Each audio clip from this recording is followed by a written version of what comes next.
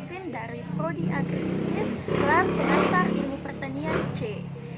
Baik, di sini saya akan menjelaskan mengenai strategi dan kebijakan pembangunan agribisnis.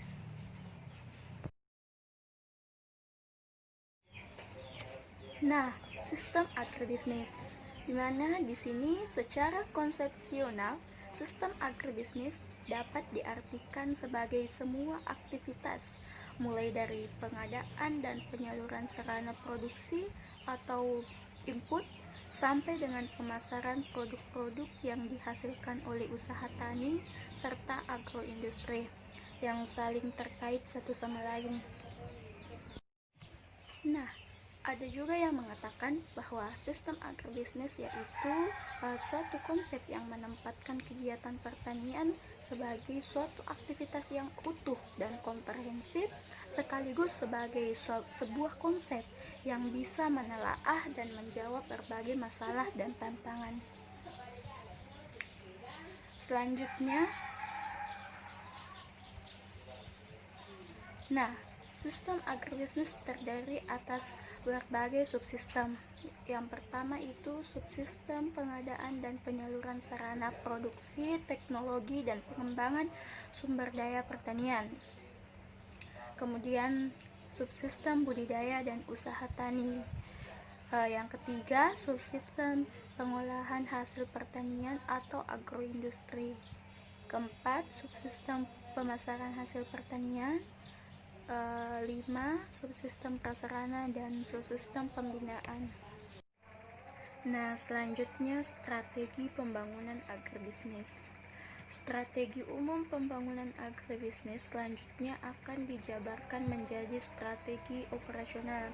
Nah, di mana strategi operasional itu fungsi operasional yang menentukan arah dalam pengambilan sebuah keputusan yang terintegrasi bersama strategi bisnis. Di mana strategi operasional ini menciptakan pola-pola pengambilan sebuah keputusan operasional secara konsisten. Pendekatan pengelolaan rantai pasokan atau supply chain management diterapkan dalam pembangunan agribisnis. Yang dimaksud dengan supply chain management itu kegiatan yang melibatkan koordinasi pengelolaan bahan baku atau material, informasi bisnis dan arus keuangan dalam hubungan bisnis antar organisasi atau perusahaan yang berpartisipasi. Supply chain management ini diterapkan dalam pembangunan agribisnis, dijabarkan dalam strategi operasional, yaitu yang pertama peningkatan produksi, di mana kebutuhan manusia itu harus semakin bertambah. Jadi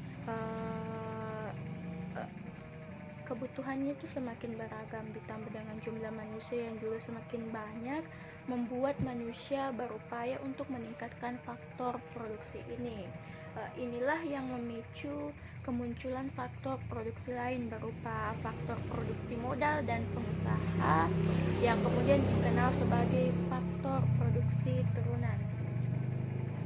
Kemudian yang kedua ada peningkatan mutu produk, di mana mutu suatu produk itu penting agar konsumen tidak kabur, dan dengan mutu kita bisa menjual lebih banyak produk.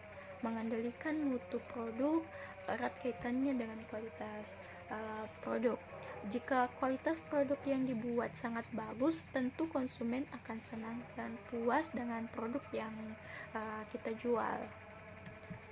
Dan yang ketiga itu pengembangan kelembagaan, di mana kelembagaan ini memiliki peran untuk menciptakan pembangunan yang berkelanjutan dan meningkatkan wawasan, kemampuan, dan sikap aparat dalam pembentukan jaringan dan koordinasi.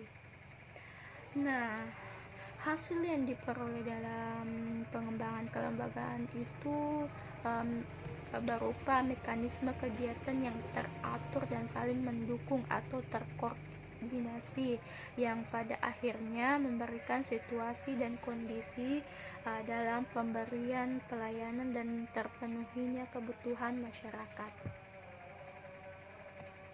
Keempat itu peningkatan kompetensi SDM.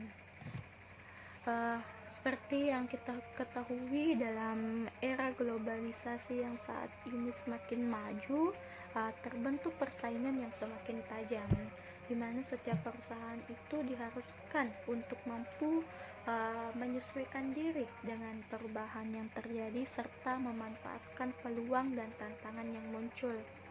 Nah, untuk mencapai tujuan perusahaan diperlukan kemampuan perusahaan dalam memanfaatkan sumber-sumber yang ada sehingga mempunyai tingkat hasil dan daya guna yang tinggi.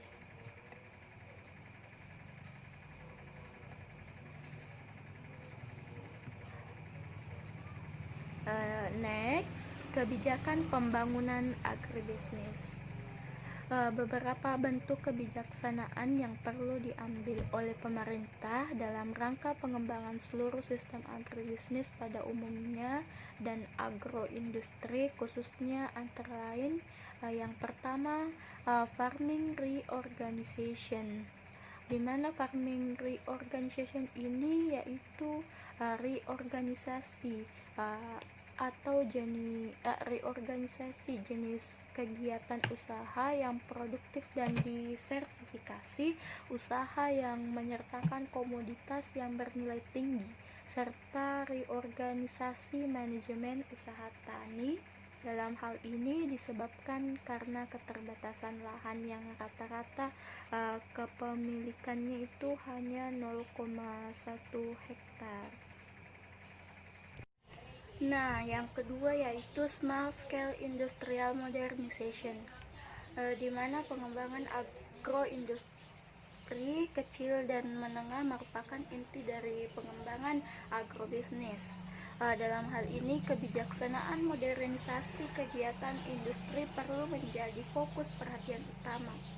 Modernisasi yang perlu dilakukan menyangkut modernisasi teknologi berikut seluruh perangkat penunjangnya, modernisasi sistem organisasi dan manajemen serta dalam pola hubungan dan orientasi pasar. Nah, bentuk-bentuk modernisasi ini berupa modernisasi teknologi, modernisasi sistem organisasi dan manajemen, serta modernisasi dalam pola hubungan dan orientasi pasar. Yang ketiga yaitu service rationalization.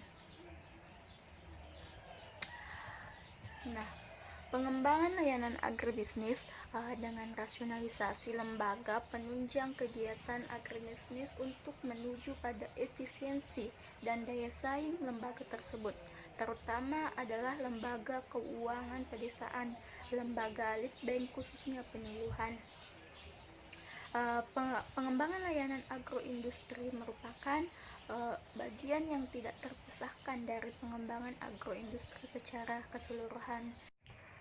Selanjutnya yang keempat atau yang terakhir itu policy integration, di mana kebijaksanaan pengembangan agroindustri itu perlu dilaksanakan secara terpadu dalam konteks sistem agribisnis secara keseluruhan. Hal ini didasarkan karena karena latar belakang pengembangan agroindustri itu sendiri yang memiliki keunggulan, justru karena keterkaitan dengan kegiatan lain dalam sistem agribisnis.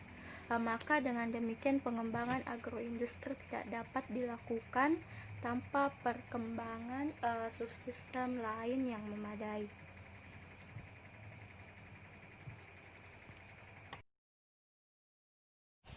Baik, itulah tadi presentasi dari saya. Terima kasih dan semoga bermanfaat, dan mohon maaf apabila terdapat banyak kesalahan. Wassalamualaikum warahmatullahi wabarakatuh.